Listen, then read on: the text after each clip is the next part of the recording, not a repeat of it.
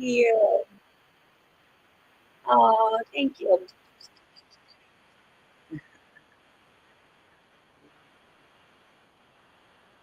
We'll get going here in a few minutes.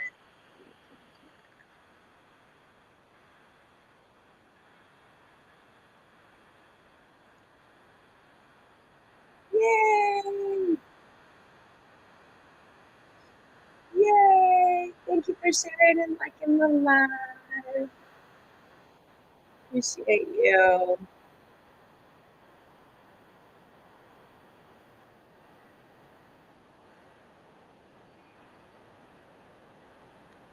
Yay! We're going to get started here in a few minutes with morning flow. Oh, thank you, Anna.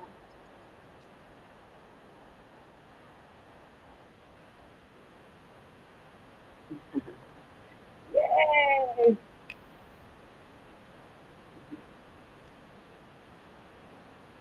Oh, thank you.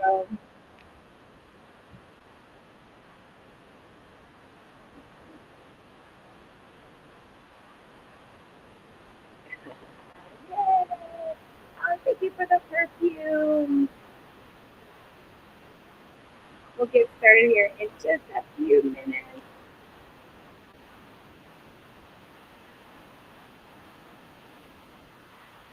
Yay. Welcome in to Morning Flow.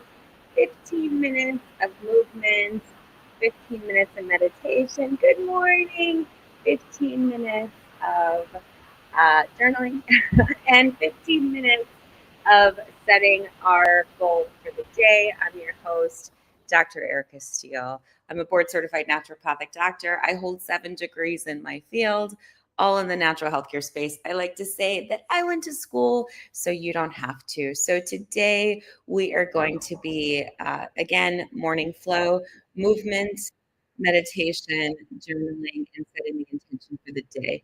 So we're going to get started here on our movement for the day. So we're going to start with just a nice big inhale. So big inhale if you're going to join in, and exhale, release, and exhale. Especially as you're just waking up. Inhale, and then big inhale, and then exhale. Big inhale. We're just waking up for our day. One more time. Big inhale. My music is always being so weird today. All right, very good. Now we're going to get both sides up, right? We're going to hold both sides up. We're going to go into our arm series now. So our arm series, pretty simple, just using our body weight. We're going to leave our right arm up nice and straight, and then our left arm is going to go down for 10. 7, 6.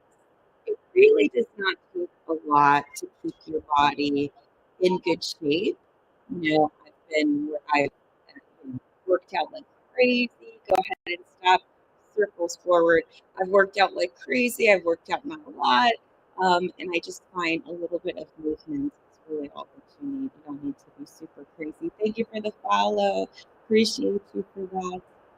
So, yes, we try to keep ourselves motivated, keep ourselves active, keep ourselves moving, especially as we get older. So, thank you so much. Here, let me switch this ticker tape. You're going to go circles to the back now. Very good. You're following me on YouTube. I have a little ticker tape there, so it's kind of fun. We're going to bring everything in.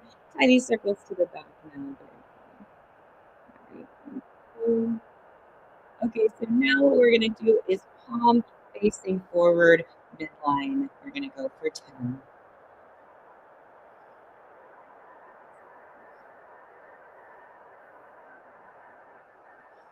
And 1. Very good. We're going to put we're going to palm down, make a fist, and we're going to punch it back.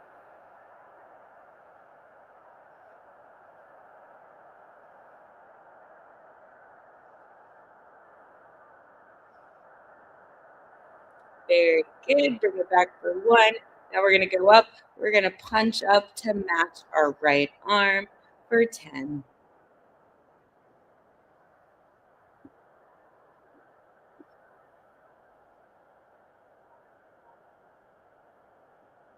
Doing good. Go ahead, bring that left arm up to match the right. Now we're going to bring the right arm down for 10.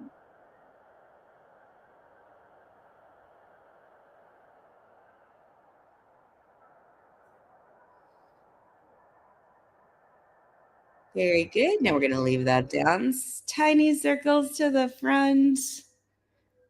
Again, really, you don't need a lot when you're working out. I know a lot of people are like, oh, I got to do this.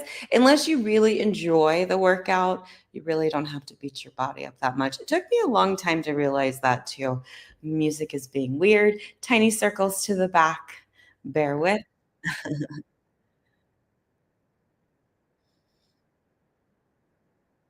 Very good.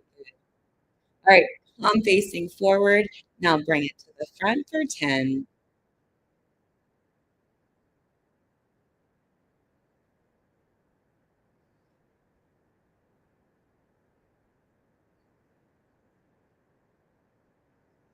Very good. Go ahead, drop your palm down, make a fist, pull it back for 10.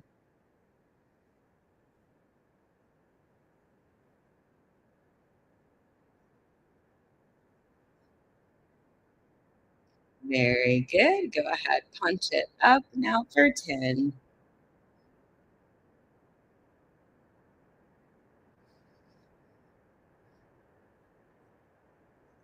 Very good. Go ahead, bring both arms up now. We're going to pull them both down for 10.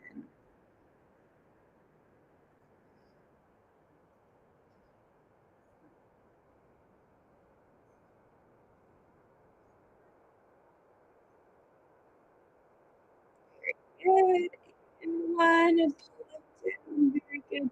We're going to keep it down there in nice static movement because it just feels so good. Make sure that you bring your palms really backwards so you're opening up your clavicle. So nice, good chest stretch. Now go ahead and bring your arms forward like a little genie bottle, and we're going to contract our chest, our pecs.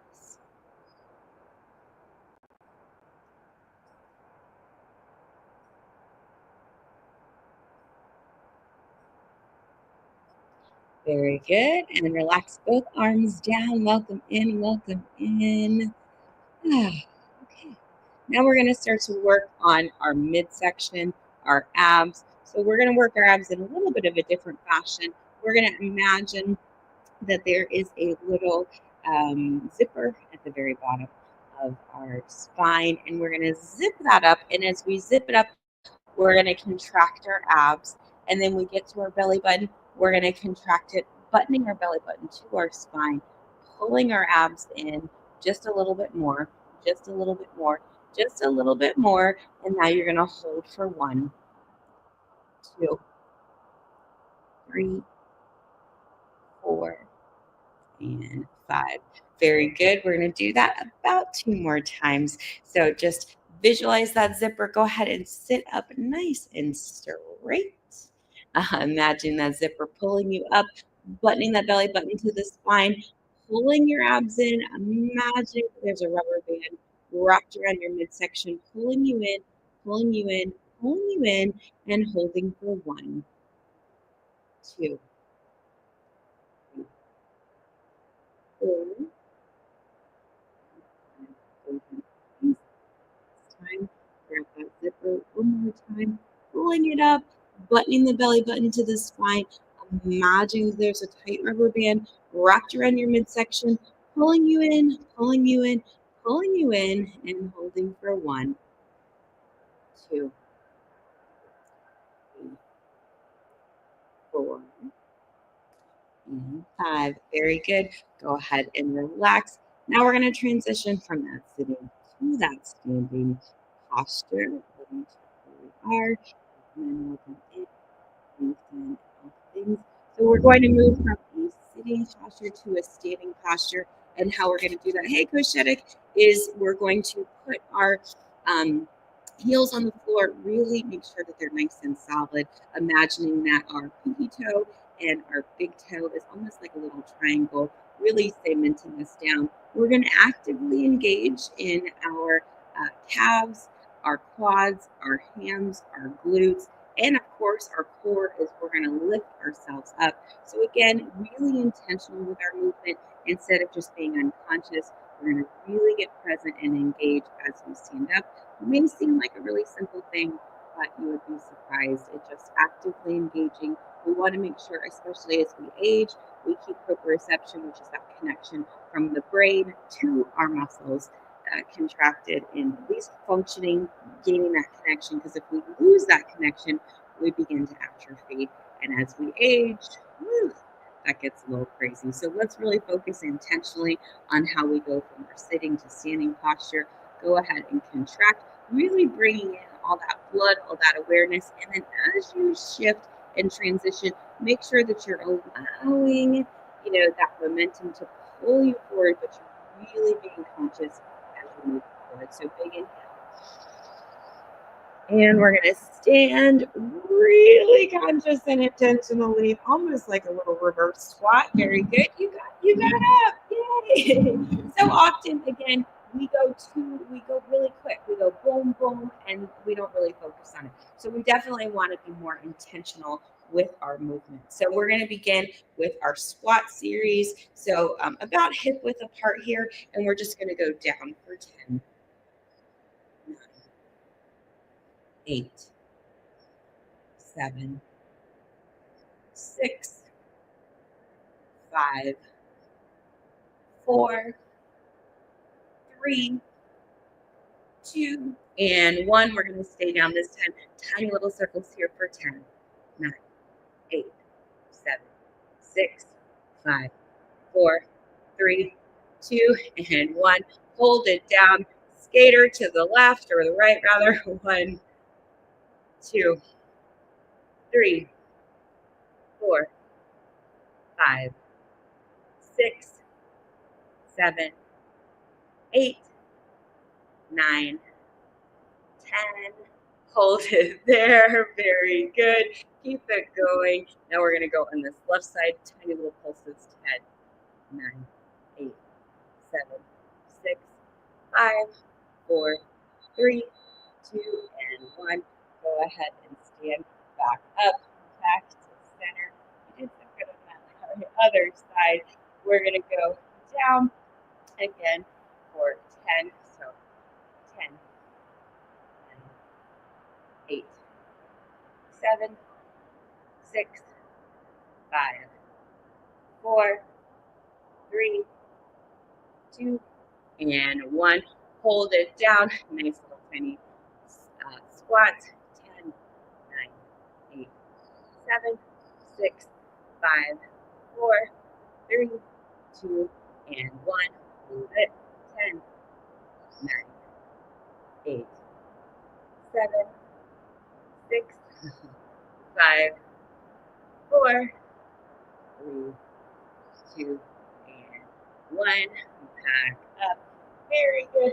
Now we're going to do a little bit of a lunge forward to my breath.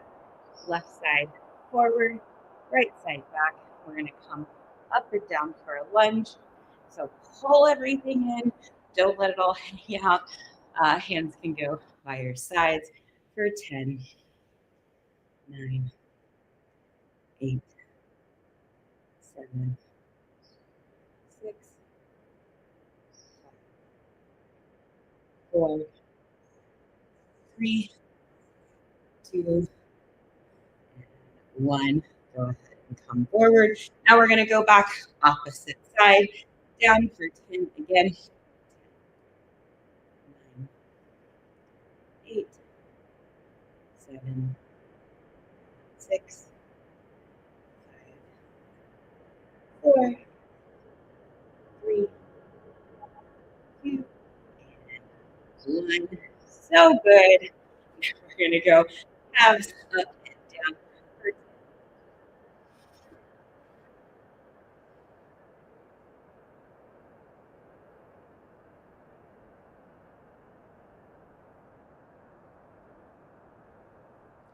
Very good. Go ahead and grab right foot. Gentle quad stretch here. Nice. down. Same thing, other side. Gentle quad stretch. That was a good little workout. Oh, sure. All right, very good. Swan dive to the front. We're going to go down for our hamstrings. Big inhale. And just relax down. Shake your head yes. Shake your head no. Ragdoll side to side. Go ahead, big inhale in. And roll up, making sure that your shoulders and head are last. Very good. All done with our movement from our morning flow. So hopefully you were able to join in and get a little bit of movement. So now we're going to move into, let me change this. And now we're going to move into our meditation portion. So with meditation, there's all different types of meditation. There's active meditation, there's more passive meditation. We're going to do active meditation. We're going to use Kundalini Yoga to facilitate that. So Kundalini Yoga uses mantra, mudra, and breath to be able to connect with your Kundalini energy. Kundalini energy is really just your internal vital force life energy. It's what allows you to create, manifest, attract, be magnetic, all of those things. So we want to utilize this tool and this technique to be able to help. It's also rooted in neuroscience, which is really, really cool. So it helps with neuroplasticity and helps change your mind. And so the physiology of your mind anyway. So here we go. So what we're going to do is we're going to do a Sat Kriya, and then we're going to do a Har meditation, which is a prosperity meditation. Both meditations we're going to do for 3 minutes total. We're going to do a tune in. So I'll tune you in. We tune in using Ong Namo Guru Dan Namo, and that just tunes us into higher self. Remember, this is very, very ancient technique. So it has its own energy to it, but also too, when we come from, our throat, it actually vibrates our vagal nerve, which allows us to get more into rest and digest instead of this constant survival, fight or flight. So really good benefits for that. So we're going to tune in, and then we're going to go into Sat Kriya. So Sat Kriya, I'll show you the mudra for that. You're going to be in a temple position. If you're feminine, presenting left over right thumb. If masculine, right over left, or however you want to do it, it's up to you. Nobody's going to tell. Nice steeple here. And when you're going to go up, you're going to go Sat, right? And as we go up, root lock, we're going to lock our sex organs, our rectum, and our belly button to our spine. So Sat, and then relax out. Nam. Sat, Nam. Eye gaze is closed, but we're looking at our third eye. So Sat Nam means truth is my identity. Identity is my truth. So we'll start off with that, and then we'll move into prosperity kriya. The mudra for that is just like this. Eye gaze is closed, little 10% slit, looking at the mouth. Yes, I am familiar with Joe Dispenza. I don't favor him. I don't really like his work, actually, mostly because it's that YT male. I just can't really get down to it. Top of the morning, too, as well. Blessed High Rising. So we're going to look at the tip of our nose. It's missing spirituality. It's missing motion. It's missing. His work is missing so much. So anyway, that's my take on Joe Dispenza. So eye gaze is going to be at the tip of the nose, and then from there, what we're going to do is we're going to go mudra, right? When YT men bring kind of these things to the center, they're coming from a very logical place. They're coming from a very visceral place, right? But we as Black women, we come from a deep spiritual place, right? So we have to bring all of it into the party. We can't just bring parts of ourselves, right? So we have to bring our mental, our emotional, our spiritual, all aspects of ourselves to the party, right? Because if we don't, we're not going to get any sort of traction. So he kind of stops there at just the logic and doesn't interject the emotion and doesn't interject the spirit. And so the mind is just one piece. In order to jumpstart the mind, your thoughts into creation, you have to absolutely Yeah, absolutely. You have to work through, well, I'm assuming you're a woman. So, we're more connected, right, to our emotional state. And our emotional state is actually that reverence and that high frequency that we're able to tap into. So, a man is not going to be able to tap into that unless he's really deconstructed, like a lot of the patriarchy. And of course, that ain't happening. So, at least not with that particular human. So then we take that emotional, right, that connection with our emotion, and then we supercharge it into the spiritual state. So yeah, it's like a whole thing, right? A whole process of discovery. And it's sad because people like me or people that look like me, we're suppressed in the holistic health space, and we're the originators. Like, it drives me bonkers. Like, if you look at all of the big names in natural health and holistic health, they're either men or they're either white men. And it really is just a mass underrepresentation of our work. So, anywho, on with the show. We're going to tune us in, then we're going to go into South Korea and then the prosperity meditation right after. So, if you want to tune in, go right ahead. Thank you so much for the compliments. Here we go. I'm going to tune us in. We'll see how my voice sounds today. So here we go. Yes, exactly. Totally spiritual, right? We are spiritual beings. We're having a human experience. Here we go. Namo Gurudev Namo Namo Gurudev Namo Namo Gurudev Namo.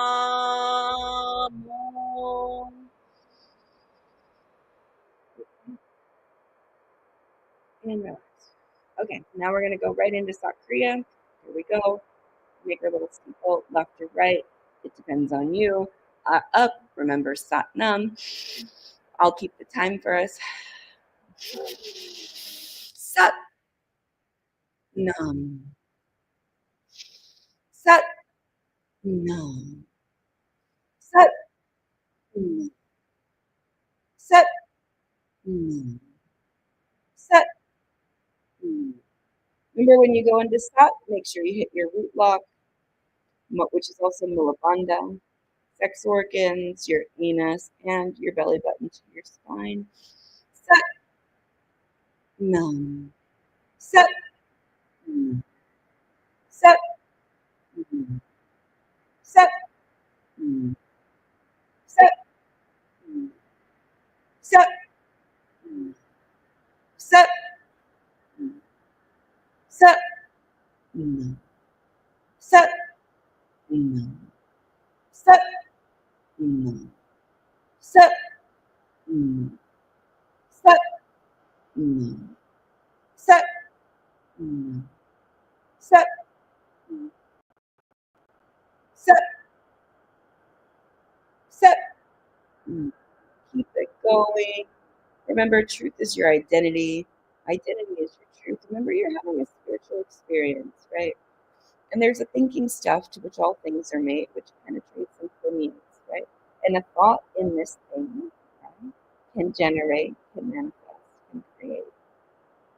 So if we decide right here and now that truth is our identity and identity is our truth, and we are truth, we speak truth, we walk with truth, we only know truth, right? We'll stop tiptoeing around other people. We'll stop making everybody feel comfortable, right? Because everybody's comfortability is creating problem. Right? Let's keep it up. Set, set, set, set, set, set,